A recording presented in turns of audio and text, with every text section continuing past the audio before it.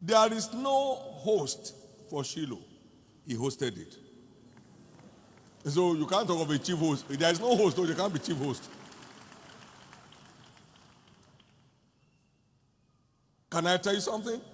Putting the work to work is working of miracles. You work miracles by putting the word to work. So when you talk about working of miracles, there are people that are putting the word to work that work miracles. You put the word to work miracles. You put the word to work miracles. It's like working out your own salvation. Working out your own salvation with fear and trembling. You put the word to work miracles.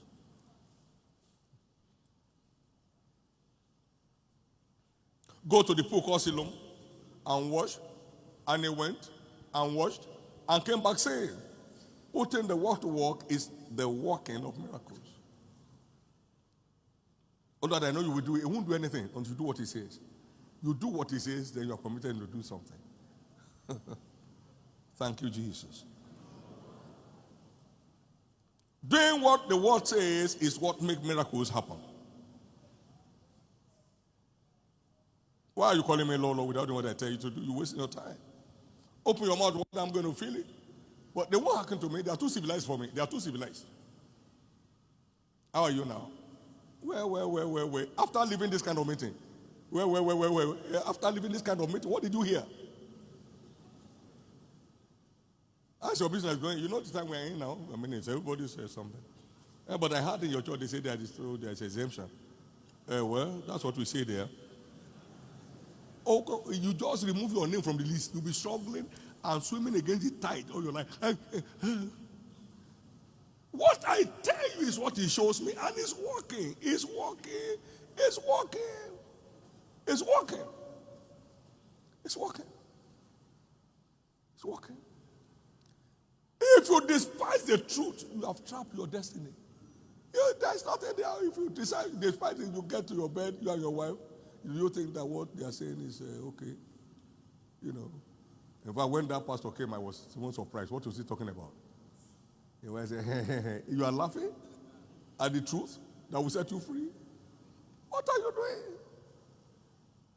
I did something at the ministers' conference. I call it the trap of carelessness, spiritual carelessness. Everybody needs to hear it. Need to hear it. You just careless your way to the prison without knowing.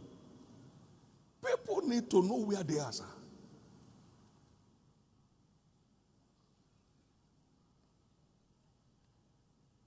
This God is so humorous. If I'm gone out of here, you won't see anything missing. The one making it happen is there.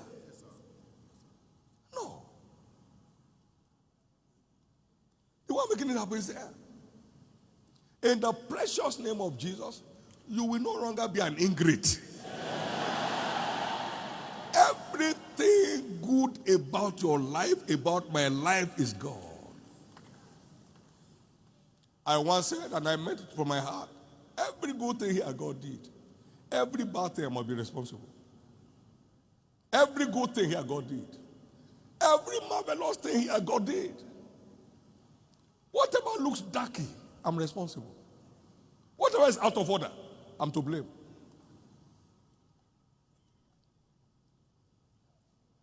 It's time to thank your way out of the pit and find your way to where God has ordained you. A house upon the top that cannot be hidden.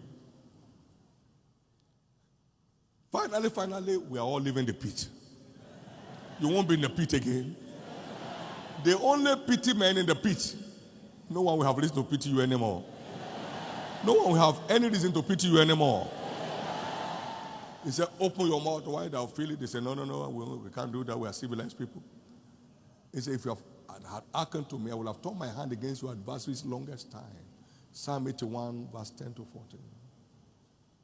Whatever you can't say openly, whatever you can't say openly, God will not confirm openly. So don't be talking God inside your room. Talk it on the street. What I show you in secret, shout on the housetop. I've been saying, I cannot be poor. Am I not poor? Because I kept doing what does not make a man poor. So can I be poor? But that I say it and I don't water with my mouth, it's gone. You are not part of the hard time. So do what brings people out of it. And thank the man of the lifelines for flourishing in hard time. You won't miss that.